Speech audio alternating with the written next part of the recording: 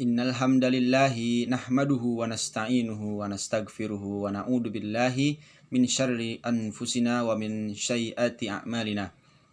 Man yahdillaha fala mudhillalah wa man yudlil fala hadiyalah. Wa asyhadu an la ilaha illallah wahdahu la syarikalah wa asyhadu anna Muhammadan abduhu wa rasuluhu. Allahumma shalli wa sallim ala sayyidina Muhammadin wa ala alihi wa ashabihi wa man tabi'ahum bi ihsanin ila yaumiddin.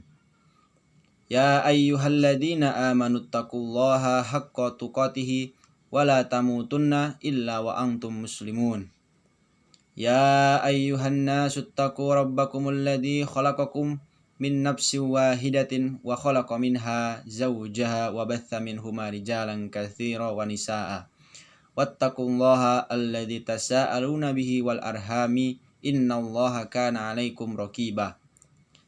Ya ayyuhalladzina amanu taqullaha wa qulu qawlan sadida yuslih lakum a'malakum wa yaghfir lakum dunubakum wa man yuti'illaha wa rasulahu faqad faza fawzan 'azima.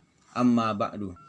Pada khotib ini saya akan menjelaskan namanya kiat-kiat diri menghafal Al-Quran dengan konsisten. Nah, teman-temanku sekalian, sebelum kita membahas tentang judul ini, mari kita pelajari dulu apa itu Al-Quran.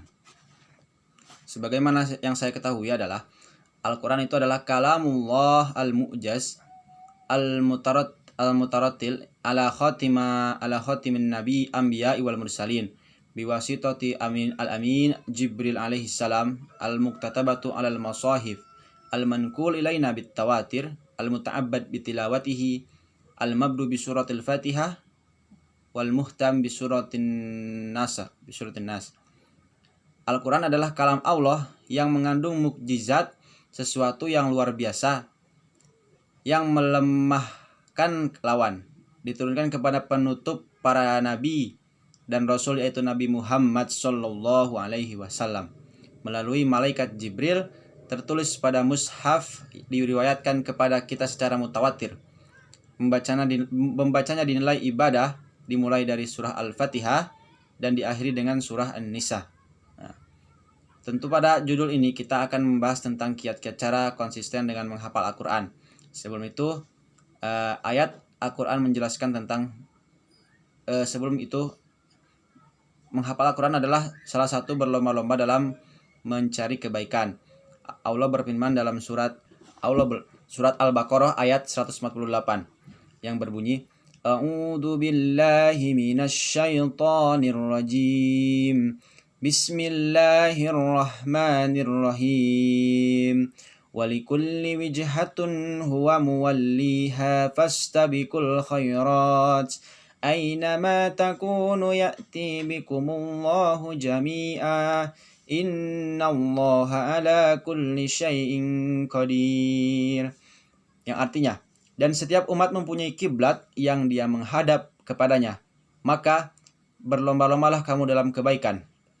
Di mana saja kamu berada, pasti Allah akan mengumpulkannya atas kaumnya. Sungguh Allah Maha Kuasa dan atas segala sesuatu. Quran surat Al-Baqarah ayat 148. Teman-temanku sekalian, perlu kita ketahui bahwasanya menghafal Al-Quran itu adalah salah satu berlomba-lomba dalam kebaikan. Dengan membaca Al-Quran, kita bisa menolong teman kita. Dengan menghafal Al-Quran, kita bisa menolong teman kita atau saudara-saudara kita di akhirat nanti untuk memberikan syafaat. Nah, sebagaimana ada hadis yang menerangkan, Rasulullah Shallallahu Alaihi Wasallam bersabda, Iqra'u al-Qur'ana fa innahu ya'ti yaumul qiyamah syafi'an li ashabihi. Bacalah Al-Quran, karena ia akan datang pada hari kiamat memberikan syafaat kepada pembacanya. Pengalaman saya dalam menghafal Al-Quran yaitu adalah kita harus mempunyai niat, karena sesuatu itu dalam pekerjaan itu harus dengan niat dahulu. Apabila niat kita lemah, maka di jalannya juga akan pasti lemah. Nah, maka kita harus menguatkan dari niat kita dahulu. Terus, apabila kita ingin menghafal Al-Quran, maka kita harus menjauhi segala sesuatu yang perbuatan maksiat seperti zina, berpacaran dan yang lain-lainnya. Agar apa? Agar supaya hafalan kita itu kuat. Nah, dan bagaimana cara kita harus konsisten itu? Yaitu kita harus mengulangi hafalan-hafalan Al-Quran tersebut setiap harinya. Misalkan kita menghafal surat Al-Baqarah atau dari surat Abasa. Nah, kita harus namanya mengulangi beberapa hari sampai kita hafal, sampai itu namanya ayat Al-Quran itu nempel di otak kita tersebut. Nah, kayak gitu. Dan sebelum kita menghafal Al-Quran itu, menurut saya yaitu kita harus namanya mahir dalam membaca Al-Quran tersebut. Jadi ada sebuah hadis menjelaskan orang yang mahir itu membaca Al-Quran akan bersama para malaikat. Rasulullah SAW bersabda, Al-mahiru bil Qur'ani ma'as safaratil kiram mil bararah walladhi yaqra'ul Qur'ana wa yatamatta fihi wa huwa alaihi syakun lahu ajrani. Orang yang lancar membaca Al-Quran akan bersama malaikat utusan yang mulia lagi berbakti. Sedangkan orang yang membaca Al-Quran dengan tersendat-sendat lagi berat, maka ia akan mendapatkan 2 pahala. Dengan hadis ini bahwasanya kita bisa pahami bahwasanya orang yang mahir itu pasti akan bersama malaikat yang lagi berbakti dan yang masih pemula, bagi para pemula atau pemula bagi yang membaca Al-Quran, maka janganlah malu. Justru kita harus meningkatkan bacaan kita supaya kita bisa dijaga oleh malaikat dan bersama malaikat. Orang yang tersendat-sendat saja bisa mendapatkan pahala, apalagi yang membaca yang sudah lancar. Nah, terus